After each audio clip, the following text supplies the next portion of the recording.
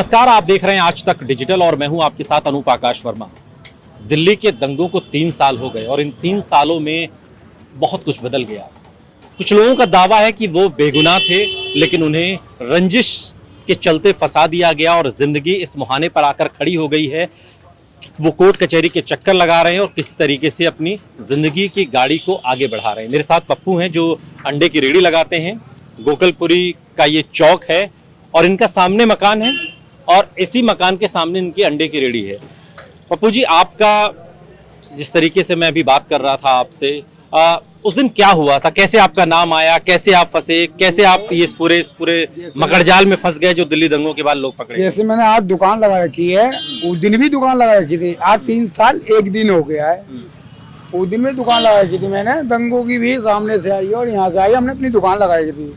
अपने बचाव के लिए हम पीछे भागे तो ऊपर से बोतल फेंक के मारी। हमारे पड़ोसी ने ऊपर से बोतल मारी फेंक के। उसकी हमारी पड़ोसी की तो बनती नहीं थी, क्या वो मोहम्मदन है, हम हिंदू हैं, इसलिए चक्कर में हम पड़ोसी के नाते तू मैं भी कई बार हो चुकी हमारी।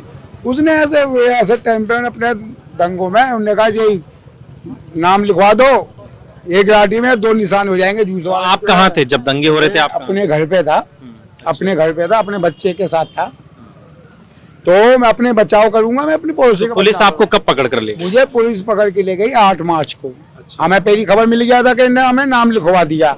हम कोई चोर उचक्के थोड़ी थे, हम भग जाएंगे। और हमें से आप ये दुकान लगा रहे हैं अंडे? 28 साल हो गए यहाँ रहते हुए, 50 साल हो गए। जन्म मेरा यहीं का है। मुझे 28 साल हो गए अंडे की दुकान लगाते हुए। घर आपका, घर के सामने आप लगा है, तो मुझे 28 साल हो गए अंडे की दुकान लगाते हुए।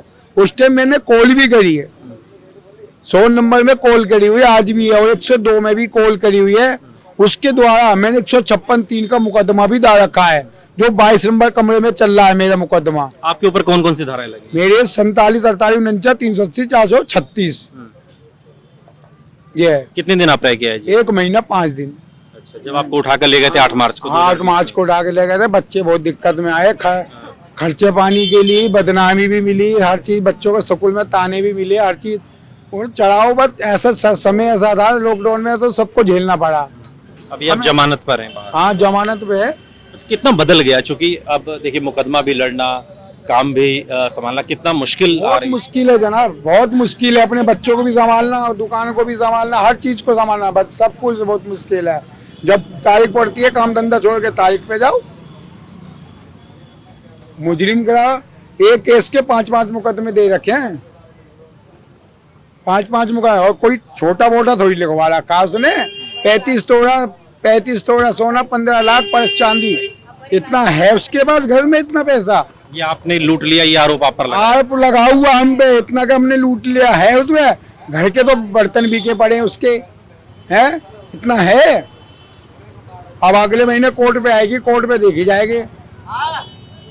ये बताइए कितना मुश्किल हो गया, चूंकि जाहिर है अंडे की आप रेहड़ी लगाते हैं, घर का खर्च है, अब वकीलों का भी एक खर्च होगा, आने जाने का खर्च है, काम को बाधा, कितना फर्क पड़ गया उसके? बहुत फर्क पड़ गया जनाब।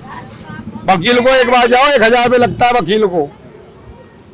1000 रुपये एंट्री लगती है, 1000 वकील को। जितनी में जाओगे उतनी में 1000 रुपये जाते हैं, लगते हैं। आप पप्पू जी की पत्नी हैं, कितना फर्क आ गया, चूंकि बच्चों की परवरिश भी करना है और उसके बाद चूंकि अब अगर जेल चले जाएं तो उससे कितनी परेशानी झेलनी पड़ी? तो है ही परेशानी, मुझे ही पड़ी। पति इतनी कि मैं 1 महीना कैसे रही थी, 1 महीने 5 दिन रह के आई थी।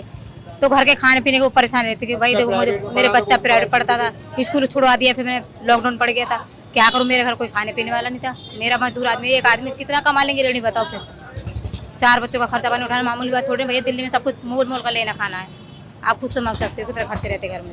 तो आप भी मानती हैं कि कोई पुरानी रंजिश थी, इस वजह से नाम दे दिया गया, जैसा कि कहना है? हाँ, तो ये बार बार देखिए वही बातें आती हैं। जब हम दिल्ली के दंगों की बात करते हैं तो ढेरों कहानियां निकलती हैं। ये कहानियां अपनी बात को इस तरीके से रखती हैं कि हम बेगुनाह हैं और अगर गुनहगार हैं तो फिर हमें सजा दी जाए, और यही बात हर जगह से कही जाती है। लेकिन इंतजार है तो सिर्फ न्याय का, और न्याय कब मिलता है यही देखना होगा। क्योंकि जब जब तारीख लगती है तो ये अपना काम धंधा बंद करके निकल जाते हैं न्याय पाने की उस दौड़ में जिस पर सैकड़ों लोग दौड़ रहे हैं। वो लोग जो दिल्ली दंगे के अब पीड़ित कहे जा रहे हैं, मुकदमा चल रहा है, कुछ लोग जेल में हैं, कुछ लोग जमानत पर हैं और कुछ लोगों को इंतजार है खुद के बेकसूर होने का। अंकुर पांचाल के साथ आज तक के लिए गोकलपुरी से अनूप आकाश वर्मा।